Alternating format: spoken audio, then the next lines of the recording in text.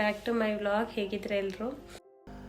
ಒಂದು 20 ಡೇಸ್ ಆದಮೇಲೆ ನಾನು ವ್ಲಾಗ್ನ ಮಾಡ್ತಾ ಇರೋದು. ಸ್ವಲ್ಪ ಹೆಲ್ತ್ ಪ್ರಾಬ್ಲಮ್ ಇತ್ತು, ಹಾಗಾಗಿ ನಾನು ವ್ಲಾಗ್ನ ಮಾಡೋದಕ್ಕಾಗ್ತಾಯಿಲ್ಲ. ಲಾಸ್ಟ್ ಟೈಮು ಫೀವರ್ ಅಂತ ಹೇಳ್ಬಿಟ್ಟು ಇದೇ ರೀತಿ ನಾನು ಬ್ರೇಕ್ ತೊಗೊಂಡಿದ್ದೆ. ಆ್ಯಕ್ಚುಲಿ ಆವಾಗಲಿಂದನೇ ನನಗೆ ಪ್ರಾಬ್ಲಮ್ ಸ್ಟಾರ್ಟ್ ಆಗಿದ್ದು. ಗಂಟ್ಲಲ್ಲಿ ಈ ರೀತಿ ಒಂಥರ ದಪ್ಪಗೆ ಗೆಡ್ಡೆ ರೀತಿ ಕಾಣಿಸ್ತಾ ಇತ್ತು. ಸ್ಟಾರ್ಟಿಂಗು ಥ್ರೋಟ್ ಇನ್ಫೆಕ್ಷನ್ ಅಂತ ಹೇಳ್ಬಿಟ್ಟು ಟ್ಯಾಬ್ಲೆಟ್ ಕೊಟ್ಟಿದ್ದರು. ಟ್ಯಾಬ್ಲೆಟ್ ತೊಗೊಂಡ್ಮೇಲೆ ಎಲ್ಲ ಕ್ಲಿಯರ್ ಆಗಿತ್ತು. ಮತ್ತೆ ಒಂದು 20 ಡೇಸ್ಗೆ ಅದೇ ರೀತಿ ಒಂದು ಗೆಡ್ಡೆ ರೀತಿ ಕಾಣಿಸ್ತಾ ಇತ್ತು, ಪ್ಲಸ್ ಫೀವರ್ ಬಂತು. ಫೀವರ್ಗೆ ಮೆಡಿಸನ್ ತೊಗೊಂಡೆ, ಅದಾಗಿದ್ದು ಮತ್ತೆ 2-3 ಡೇಸ್ ಮತ್ತೆ ಫೀವರ್ ಬಂತು. ಅದಾದಮೇಲೆ ಚೆಕ್ ಮಾಡಿದ್ಮೇಲೆ ಗೊತ್ತಾಯಿತು ಇದು ಇನ್ಫೆಕ್ಷನಿಂದ ಇದು ರೀತಿ ಆಗಿದೆ ಅಂತೇಳಿ. ಹಾಗಾಗಿ ಈಗ ನಾನು ಮೆಡಿಸನ್ ತೊಗೊಳ್ತಾ ಇದ್ದೀನಿ. ಮೆಡಿಸನ್ ಎಲ್ಲ ಸ್ವಲ್ಪ ಜಾಸ್ತಿ ಇರೋದ್ರಿಂದ ತುಂಬಾ ಲೇಸಿ ಫೀಲಿಂಗ್ ಇರುತ್ತೆ, ಅಷ್ಟು ಆ್ಯಕ್ಟಿವ್ ಆಗಿ ಕೆಲಸ ಮಾಡೋದಕ್ಕಾಗ್ತಾಯಿಲ್ಲ. ಹಾಗಾಗಿ ನನಗೆ ಇಷ್ಟು ದಿನ ವೀಡಿಯೋನ ಮಾಡೋದಕ್ಕಾಗಲಿಲ್ಲ. ಈಗಲೂ ಕೂಡ ಡೈಲಿ ನನಗೆ ವೀಡಿಯೋನ ಮಾಡೋದಕ್ಕಾಗೋದಿಲ್ಲ. ಆದಷ್ಟು ಟ್ರೈ ಮಾಡ್ತೀನಿ, ಎಷ್ಟಾಗುತ್ತೋ ಅಷ್ಟು ವೀಡಿಯೋನ ಪೋಸ್ಟ್ ಮಾಡೋದಕ್ಕೆ ಟ್ರೈ ಮಾಡ್ತೀನಿ. ಹೆಲ್ತ್ ಪ್ರಾಬ್ಲಮ್ ಇದೆ, ಜೊತೆಗೆ ವೆದರ್ ಈಗಿರೋದ್ರಿಂದ ಸ್ವಲ್ಪ ಕೋಲ್ಡ್ ಆಗಿದೆ, ಹಾಗಾಗಿ ವಾಯ್ಸ್ ಕೂಡ ಈ ರೀತಿ ಆಗಿದೆ. ಲಾಸ್ಟ್ ವೀಕು ನಾನು ಪನ್ನೀರ್ ಸ್ಯಾಂಡ್ವಿಚ್ನ ಮಾಡಿದ್ದೆ, ಆ ವಿಡಿಯೋನು ಕೂಡ ಇದರಲ್ಲಿ ನಾನು ಆ್ಯಡ್ ಮಾಡಿದ್ದೀನಿ. ಫಸ್ಟು ನಾನಿಲ್ಲಿ ಮಯೋನೀಸ್ ಸಾಸ್ನ ಮಾಡ್ಕೊಳ್ತಾ ಇದ್ದೀನಿ. 2 ಎಗ್ ತೊಗೊಂಡಿದ್ದೀನಿ, ಒಂದು 1/4 ಸ್ಪೂನಷ್ಟು ಸಾಲ್ಟು, ಒಂದು ಅರ್ಧ ಸ್ಪೂನಷ್ಟು ಪೆಪ್ಪರ್ ಪೌಡರು, ಒಂದು 4ರಿಂದ 5 ಎಸಳು ಬೆಳ್ಳುಳ್ಳಿ, 1/2 ಸ್ಪೂನಷ್ಟು ವಿನಿಗರು, ಒಂದು 3ರಿಂದ 4 ಸ್ಪೂನಷ್ಟು ಕುಕ್ಕಿಂಗ್ ಆಯಿಲು. ಇದಿಷ್ಟನ್ನು ತೊಗೊಂಡು ಚೆನ್ನಾಗಿ ಗ್ರೈಂಡ್ ಮಾಡ್ಕೊಳ್ಬೇಕು. ಗ್ರೈಂಡ್ ಮಾಡ್ತಾ ನಾವು ಆಯಿಲ್ನ ಆ್ಯಡ್ ಮಾಡ್ಕೊಳ್ಬೇಕು. ನಾನು ಕೂಡ ಫಸ್ಟ್ ಟೈಮು ಮಯೋನೀಸ್ ಸಾಸ್ನ ಮನೇಲಿ ಟ್ರೈ ಮಾಡಿದ್ದು. ಇನ್ನೂ ಸ್ವಲ್ಪ ಕ್ರೀಮಿ ಟೆಕ್ಸ್ಚರ್ ಬರಬೇಕು ಅಂತ ಅನ್ನಿಸ್ತು. ಇನ್ನೊಂದೆರಡು ಸಲ ಟ್ರೈ ಮಾಡಿದ್ರೆ ಇನ್ನೊಂದು ಸ್ವಲ್ಪ ಪರ್ಫೆಕ್ಟಾಗಿ ಬರುತ್ತೆ ಅಂತ ಅಂದ್ಕೊಂಡೆ. ಇದಾದಮೇಲೆ ನಾನಿಲ್ಲಿ ಗ್ರೀನ್ ಚಟ್ನಿನ ಮಾಡ್ಕೊಳ್ತಾ ಇದ್ದೀನಿ. ಕೊತ್ತಂಬರಿ ಸೊಪ್ಪು ಹಾಗೆ ಪುದೀನ ಸೊಪ್ಪು ಎರಡನ್ನೂ ಕೂಡ ಈಕ್ವಲ್ ಆಗಿ ತೊಗೊಂಡಿದ್ದೀನಿ. ಒಂದು 3ರಿಂದ 4 ಎಸಳು ಬೆಳ್ಳುಳ್ಳಿ, ಒಂದು ಅರ್ಧ ಇಂಚಷ್ಟು ಶುಂಠಿ, ಒಂದು ಅರ್ಧ ಸ್ಪೂನಷ್ಟು ಚಾಟ್ ಮಸಾಲ, ಹಾಗೆ ಒಂದು ಅರ್ಧ ಸ್ಪೂನಷ್ಟು ಜೀರಿಗೆ, ಒಂದು 3ರಿಂದ 4 ಹಸಿಮೆಣ್ಸಿನ್ಕಾಯಿ. ಖಾರ ಎಷ್ಟು ಬೇಕೋ ನೋಡಿಕೊಂಡು ಅಷ್ಟು ಹಸಿಮೆಣ್ಸಿನ್ಕಾಯಿನ ತೊಗೊಳ್ಬೋದು. ರುಚಿಗೆ ಬೇಕಾಗಿರೋಷ್ಟು ಉಪ್ಪು, ಹಾಗೆ ಒಂದು ಅರ್ಧ ಸ್ಪೂನಷ್ಟು ಶುಗರು, 1 ಸ್ಪೂನಷ್ಟು ನಿಂಬೆಹಣ್ಣಿನ ರಸ. ಇದಿಷ್ಟನ್ನು ಹಾಕಿ ಮೀಡಿಯಮ್ ಆಗಿ ನಾನು ರುಬ್ಕೊಳ್ತಾ ಇದ್ದೀನಿ. ತುಂಬ ನೈಸಿಗೂ ರುಬ್ಕೊಳ್ತಾ ಇಲ್ಲ ಅಥವಾ ತುಂಬ ತರಿಯಾಗಿ ರುಬ್ಕೊಳ್ತಾ ಇಲ್ಲ. ಗ್ರೀನ್ ಚಟ್ನಿ ರೆಡಿ ಆದಮೇಲೆ ನಾನಿಲ್ಲಿ ಮಸಾಲಾನ ರೆಡಿ ಮಾಡ್ಕೊಳ್ತಾ ಇದ್ದೀನಿ. ಒಂದು 3ರಿಂದ 4 ಸ್ಪೂನಷ್ಟು ಎಣ್ಣೆನ ಹಾಕಿ, ಎಣ್ಣೆ ಬಿಸಿ ಆದಮೇಲೆ ಅದಕ್ಕೆ ಸಣ್ಣದಾಗಿ ಕಟ್ ಮಾಡ್ಕೊಂಡಿರೋಂಥ ಈರುಳ್ಳಿನ ಹಾಕ್ಕೊಳ್ತಾ ಇದ್ದೀನಿ. ಒಂದು ಅರ್ಧ ನಿಮಿಷ ಈರುಳ್ಳಿನ ಫ್ರೈ ಮಾಡಿದ್ಮೇಲೆ ಸಣ್ಣದಾಗಿ ಕಟ್ ಮಾಡ್ಕೊಂಡಿರುವಂಥ ಟೊಮೊಟೊನ ಸಹ ಹಾಕ್ಕೊಳ್ತಾ ಇದ್ದೀನಿ. ಇದನ್ನು ಅಷ್ಟೇ ಒಂದು ಅರ್ಧ ನಿಮಿಷ ಫ್ರೈ ಮಾಡಿಕೊಂಡು ಕ್ಯಾಪ್ಸಿಕಮ್ನ ಹಾಕ್ಕೊಳ್ತಾ ಇದ್ದೀನಿ. ಸ್ಯಾಂಡ್ವಿಚ್ ಮಾಡೋದಕ್ಕೆ ಇದೆಲ್ಲನೂ ಕೂಡ ಜಾಸ್ತಿ ಫ್ರೈ ಮಾಡಿದ್ರೆ ಚೆನ್ನಾಗಿರೋದಿಲ್ಲ, ಲೈಟಾಗಿ ಫ್ರೈ ಮಾಡಿಕೊಂಡ್ರೆ ಸಾಕು.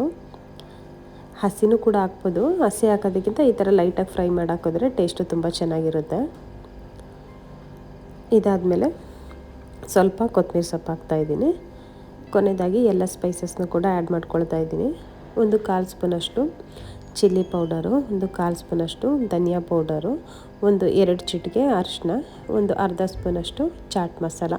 ಇದಿಷ್ಟನ್ನು ಹಾಕಿ ಎಲ್ಲನೂ ಕೂಡ ಚೆನ್ನಾಗಿ ಮಿಕ್ಸ್ ಮಾಡಿಕೊಂಡು ಸಣ್ಣದಾಗಿ ಕಟ್ ಮಾಡ್ಕೊಂಡಿರೋಂಥ ಪನ್ನೀರನ್ನು ಸಹ ಹಾಕ್ಕೊಳ್ತಾ ಇದ್ದೀನಿ. ಪನ್ನೀರನ್ನ ಹಾಕಿದ್ಮೇಲೆ ಚೆನ್ನಾಗಿ ಇದನ್ನು ಮಿಕ್ಸ್ ಮಾಡ್ಕೊಳ್ಬೇಕು. ಪನ್ನೀರನ್ನ ಈ ರೀತಿ ಸಣ್ಣದಾಗಿ ಕಟ್ ಮಾಡಿ ಹಾಕೋದ್ರಿಂದ ಚೆನ್ನಾಗಿ ಮಿಕ್ಸ್ ಆಗುತ್ತೆ, ತಿನ್ಬೇಕಾದ್ರೆ ಎಲ್ಲ ಕಡೆಯೂ ಕೂಡ ಚೆನ್ನಾಗಿ ಸ್ಪ್ರೆಡ್ ಆಗಿರುತ್ತೆ. ಹಾಗಾಗಿ ಸಣ್ಣದಾಗಿ ಕಟ್ ಮಾಡಿ ಹಾಕ್ಕೊಂಡಿದ್ದೀನಿ. ಕೊನೆಯದಾಗಿ ಒಂದು 2ರಿಂದ 3 ಸ್ಪೂನಷ್ಟು ರೆಡಿ ಮಾಡಿ ಇಟ್ಕೊಂಡಿರುವಂಥ ಮಯೋನೀಸ್ ಸಾಸ್ನ ಹಾಕಿ ಒಂದು ಅರ್ಧ ಅಥವಾ 1 ನಿಮಿಷ ಸಾಸೆಲ್ಲ ಸ್ವಲ್ಪ ಡ್ರೈ ಆಗೋ ತನಕ ಫ್ರೈ ಮಾಡಿಕೊಂಡು ಅದನ್ನು ಸಪ್ರೇಟಾಗಿ ತೆಗೆದಿಟ್ಕೊಂಡು ಈಗ ಬ್ರೆಡ್ಗೆ 2 ಕಡೆಯೂ ಕೂಡ ಬಟರ್ನ ಹಾಕ್ಕೊಳ್ತಾ ಇದ್ದೀನಿ. ನೀಟಾಗಿ ಬಟರೆಲ್ಲ ಹಾಕಿದ್ಮೇಲೆ ಗ್ರೀನ್ ಚಟ್ನಿನ ಹಾಕ್ಕೊಳ್ತಾ ಇದ್ದೀನಿ. ಗ್ರೀನ್ ಚಟ್ನಿ ನಿಮಗೆ ಎಷ್ಟು ಬೇಕು ನೋಡ್ಕೊಂಡು ಅಷ್ಟು ಹಾಕ್ಕೊಳ್ಳಿ. ನಿಮಗೆ ಲೈಟಾಗಿ ಬೇಕು ಅಂದರೆ ಸ್ವಲ್ಪ ಹಾಕ್ಕೊಬೋದು, ಸ್ವಲ್ಪ ಮಸಾಲೆ ಜಾಸ್ತಿ ಇರಬೇಕು ಅಂದರೆ ಜಾಸ್ತಿ ಹಾಕ್ಕೊಳ್ಬೋದು. ಇದಾದಮೇಲೆ ರೆಡಿ ಮಾಡಿ ಇಟ್ಕೊಂಡಿರೋಂಥ ಮಸಾಲೆನ ಹಾಕ್ಕೊಳ್ತಾ ಇದ್ದೀನಿ. ಮಸಾಲೆ, ಗ್ರೀನ್ ಚಟ್ನಿ ಎಲ್ಲನೂ ಕೂಡ ನೀಟಾಗಿ ಬ್ರೆಡ್ಗೆ ಎಲ್ಲ ಕಡೆಯೂ ಕೂಡ ಸ್ಪ್ರೆಡ್ ಆಗೋ ರೀತಿ ಹಾಕ್ಕೊಳ್ಬೇಕು. ಇಲ್ಲಾಂದರೆ ಒಂದು ಕಡೆ ಸಪ್ಪೆ ಇರುತ್ತೆ, ಒಂದು ಕಡೆ ಮಸಾಲೆ ಇರುತ್ತೆ. ಮಸಾಲೆ ಎಲ್ಲ ಹಾಕಿದ್ಮೇಲೆ ಈಗ ನಾನು ಚೀಸ್ನ ಹಾಕ್ಕೊಳ್ತಾ ಇದ್ದೀನಿ. ಚೀಸ್ನ ಹಾಕ್ಬಿಟ್ಟು ಇನ್ನೊಂದು ಬ್ರೆಡ್ಗೂ ಕೂಡ 2 ಕಡೆಯೂ ಕೂಡ ಬಟರ್ ಹಾಕಿ ಬ್ರೆಡ್ನ ಇಟ್ಟು ಲೈಟಾಗಿ ಪ್ರೆಸ್ ಮಾಡ್ಕೊಳ್ತಾ ಇದ್ದೀನಿ. ಇದಾದಮೇಲೆ ಪ್ಯಾನ್ಗೆ ಬಟರ್ ಹಾಕಿ ಪ್ಯಾನ್ ಬಿಸಿ ಆದಮೇಲೆ ಸ್ಟವ್ನ ಸ್ಲಿಮ್ಮಲ್ಲಿಟ್ಟು ಎರಡೂ ಕಡೆಯೂ ಕೂಡ ಲೈಟಾಗಿ ಫ್ರೈ ಮಾಡ್ಕೊಳ್ತಾ ಇದ್ದೀನಿ. ಸ್ಟವ್ನ ಆದಷ್ಟು ಸ್ಲಿಮ್ಮಲ್ಲಿಟ್ಟು ಫ್ರೈ ಮಾಡ್ಕೊಳ್ಬೇಕು, ಇಲ್ಲಾಂದರೆ ಬ್ರೆಡ್ ಬೇಗ ಕಪ್ಪಾಗ್ಬಿಡುತ್ತೆ. ಈ ಸ್ಯಾಂಡ್ವಿಚ್ಗೆ ಮಶ್ರೂಮು ಕೂಡ ಹಾಕ್ಕೊಳ್ಬೋದು, ಅಥವಾ ಬೇಬಿ ಕಾರ್ನ್ ಇದ್ದರೆ ಅದನ್ನು ಕೂಡ ಹಾಕ್ಕೊಳ್ಬೋದು. ನಿಮಗೆ ಏನು ಇಷ್ಟ ಆಗುತ್ತೆ ಅದನ್ನು ನೀವು ಹಾಕ್ಕೊಳ್ಬೋದು. ನನಗೆ ಮೈದಾ ಬ್ರೆಡ್ಗಿಂತ ಈ ರೀತಿ ಗೋಧಿ ಬ್ರೆಡ್ ತುಂಬಾ ಇಷ್ಟ ಆಗುತ್ತೆ, ಯಾಕಂದರೆ ಮೈದಾ ದೇಹಕ್ಕೆ ಅಷ್ಟು ಒಳ್ಳೆಯದಲ್ಲ. ಹಾಗಾಗಿ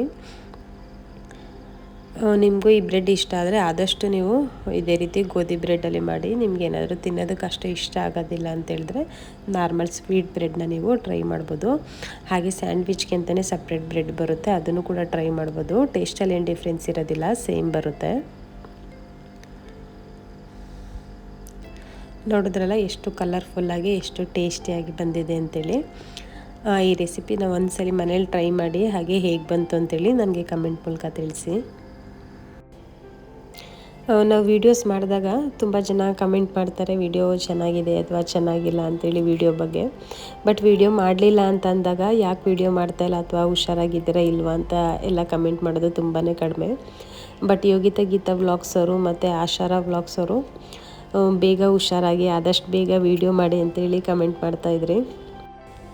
ಬಟ್ ಆ ಕಮೆಂಟ್ಗೆ ನಾನು ರಿಪ್ಲೈನೂ ಕೂಡ ಮಾಡಿರಲಿಲ್ಲ, ಯಾಕಂದರೆ ನಾನು ಮೊಬೈಲೇ ನೋಡ್ತಾ ಇರಲಿಲ್ಲ. ಹಾಗಾಗಿ ಒಂದು 3-4 ಡೇಸ್ ಏನೋ ಆದಮೇಲೆ ನಾನು ಕಮೆಂಟ್ನ ನೋಡಿ ಅದಕ್ಕೆ ರಿಪ್ಲೈ ಮಾಡಿದೆ, ಈ ರೀತಿ ಹುಷಾರಿಲ್ಲ, ಸ್ವಲ್ಪ ದಿನ ಆದಮೇಲೆ ಮಾಡ್ತೀನಿ ವೀಡಿಯೋನ ಅಂಥೇಳಿ. ಆಮೇಲೆ ಮತ್ತೆ ಕಮೆಂಟ್ ಮಾಡಿದ್ರಿ ಆದಷ್ಟು ಬೇಗ ಹುಷಾರಾಗಿ ವೀಡಿಯೋನ ಮಾಡಿ ಅಂಥೇಳಿ. ಈ ರೀತಿ ಕಮೆಂಟ್ಸ್ ಎಲ್ಲ ನೋಡಿದಾಗ ನಿಜವಾಗ್ಲೂ ಕೂಡ ತುಂಬಾ ಖುಷಿ ಅಂತ ಅನಿಸುತ್ತೆ. ನಾವು ವಿಡಿಯೋ ಮಾಡಿಲ್ಲ ಅಂದ್ರೂ ಕೂಡ ನಮ್ಮನ್ನ ನೆನ್ಪು ಮಾಡಿಕೊಂಡು ಹುಷಾರಾಗಿದ್ದೀರಾ ಅಂತ ಕೇಳ್ತಿರಲ್ಲ, ನಿಜವಾಗ್ಲೂ ಕೂಡ ತುಂಬಾ ಥ್ಯಾಂಕ್ ಯು. ಆಫೀಸ್ಗೆ ಹಾಕೋಗೋದಕ್ಕೆ ಒಂದೆರಡು ಕುರ್ತಾ ಬೇಕಾಗಿತ್ತು, ಹಾಗಾಗಿ ತೊಗೊಳ್ಳೋಣ ಅಂತೇಳ್ಬಿಟ್ಟು ಜುಡಿಯೋಗೆ ಹೋಗಿದ್ದು ನಾನು ಆಯುಷ್ ಇಬ್ರೂ ಕೂಡ. ಯೂಶ್ವಲಾಗಿ ಕುರ್ತಾ ಏನಾದರೂ ಬೇಕು ಅಂದರೆ ನಾನು ಮಿಂತ್ರಾ ಅಥವಾ ಎಜಿಯೋದಲ್ಲಿ ಆರ್ಡ್ರ್ ಮಾಡ್ತೀನಿ. ನನಗೆ ಎಜಿಯೋದು ಕ್ವಾಲಿಟಿ ತುಂಬಾ ಇಷ್ಟ ಆಗುತ್ತೆ. ಬಟ್ ಇದು ಜುಡಿಯೋದಲ್ಲಿ ಒಂದ್ಸಲ ನೋಡೋಣ, ಚೆನ್ನಾಗೇನಾದರೂ ಸಿಕ್ಕಿದ್ರೆ ತೊಗೊಳ್ಳೋಣ, ಸಿಗಲಿಲ್ಲ ಅಂತ ಹೇಳಿದ್ರೆ ಆನ್ಲೈನಲ್ಲೇ ಆರ್ಡ್ರ್ ಮಾಡಿದ್ರಾಯ್ತು ಅಂತೇಳಿ ಹೋಗಿದ್ದೆ. 2 ಕುರ್ತಾನ ತೊಗೊಂಡೆ, ಹಾಗೆ ಆಯುಷ್ಗೊಂದು ಡೈಲಿ ಯೂಸ್ಗೆ ಒಂದು ಸ್ಲಿಪ್ಪರ್ನ ತೊಗೊಂಡೆ. ಆಯುಷ್ಟು ನಂದು ಇಬ್ಬರದು ಕೂಡ ಒಂದೇ ಸೈಜು, ಹಾಗಾಗಿ ಅವನ ಸ್ಲಿಪ್ಪರ್ನೆಲ್ಲ ನಾನು ಯೂಸ್ ಮಾಡ್ತಾ ಇರ್ತೀನಿ. ಈ ಸಲ 1 ಇಂಚು ದೊಡ್ಡ ತೊಗೊಬಿಟ್ಟಿದ್ದ, ಹಾಗಾಗಿ ನೀನು ಹಾಕೋಬೇಡ ಇನ್ಮೇಲೆ, ಇದು ನನಗೆ ಮಾತ್ರ ಅಂತ ಹೇಳ್ತಾ ಇದ್ದ. ಅವ್ನ ಟೀ ಶರ್ಟ್ಸು ಅಷ್ಟೇ ನಾನು ಯೂಸ್ ಮಾಡ್ತಾ ಇರ್ತೀನಿ. ಈಗ ಸ್ವಲ್ಪ ದೊಡ್ಡವನಾಗ್ತಾ ಇದ್ದಾನಲ್ಲ, ಇನ್ಮೇಲೆ ಅವನ ಬಟ್ಟೆ ಅಥವಾ ಒಂದು ಸ್ಲಿಪ್ಪರ್ ಎಲ್ಲ ನನಗಾಗೋದಿಲ್ಲ ಅಂತ ಅನ್ಸುತ್ತೆ. ಈಗ ಸ್ವಲ್ಪ ದೊಡ್ಡದಾಗುತ್ತೆ. ಅವನಿಗೆ ಖುಷಿ, ಈ ಥರ ಆದರೆ ನೀನು ಇನ್ಮೇಲೆ ಯೂಸ್ ಮಾಡಲ್ಲ, ನಾನು ಮಾತ್ರ ಮಾಡ್ತೀನಿ ಅಂತೇಳಿ. ಇಲ್ಲಾಂದರೆ ನನ್ನ ಟೀ ಶರ್ಟ್ಸ್ ಎಲ್ಲ ನೀನೇ ಹಾಕೊಂಡು ಹಳೇದು ಮಾಡಿಬಿಡ್ತೀಯ ಅಂತ ಹೇಳ್ತಾ ಇರ್ತಾನೆ. ಇನ್ನು ಸ್ಲಿಪ್ಪರ್ ಬಂದು 399 ರುಪೀಸ್ ಆಯಿತು. ಕುರ್ತೀಸ್ ಬಂದು 499 ಇತ್ತು. 199 ರುಪೀಸಿಂದನೂ ಇತ್ತು ಕುರ್ತೀಸು. ಅದನ್ನು ಕೂಡ ಒಂದ್ಸಲ ಟ್ರಯಲ್ ಮಾಡಿದೆ, ಕ್ವಾಲಿಟಿ ಅಷ್ಟು ಚೆನ್ನಾಗಿರಲಿಲ್ಲ. ಇದು 499 ಇರೋದು ಸ್ವಲ್ಪ ಬೆಟರ್ ಕ್ವಾಲಿಟಿ ಇತ್ತು. ಪ್ಯಾಟ್ರನ್ ಆಲ್ಮೋಸ್ಟ್ 2 ಕೂಡ ಸೇಮೇ ಇದೆ. ಸ್ಟಾರ್ಟಿಂಗು ಬೇರೆ ಬೇರೆ ಪ್ಯಾಟ್ರನಲ್ಲಿ ತೊಗೊಂಡಿದ್ದೆ, ಬಟ್ ಅದು ಕ್ವಾಲಿಟಿ ಅಷ್ಟು ಚೆನ್ನಾಗಿರಲಿಲ್ಲ ಅಂತೇಳಿ ಒಂದೇ ಪ್ಯಾಟ್ರನಲ್ಲಿ 2 ಕಲರ್ನ ತೊಗೊಂಡೆ. ಜುಡಿಯೋಗೆ ಹೋಗೋದಕ್ಕಿಂತ ಮುಂಚೆನೇ ಸಾಂಬಾರಿಗೆಲ್ಲ ರೆಡಿ ಮಾಡಿಟ್ಟು ಕೂಗಿಸಿದ್ದೆ, ಬರೋಷ್ಟಲ್ಲಿ ವಿಷಲ್ ಇಳಿದಿರುತ್ತಲ್ಲ, ಊಟ ಮಾಡಿ ಮಲ್ಕೋಬೋದು ಅಂತೇಳಿ. ಇಲ್ಲಿಗೆ ಇವತ್ತಿನ ಈ ವಿಡಿಯೋನ ನಾನು ಮುಗಿಸ್ತಾ ಇದ್ದೀನಿ. ಈ ವಿಡಿಯೋ ನಿಮಗೆ ಇಷ್ಟ ಆಗಿದ್ರೆ ವಿಡಿಯೋಗೆ ಒಂದು ಲೈಕ್ ಮಾಡಿ, ವಿಡಿಯೋ ಹೇಗೆ ಅನ್ನಿಸ್ತು ಅಂತ ಕಮೆಂಟ್ ಮೂಲಕ ತಿಳಿಸಿ. Thank you so much.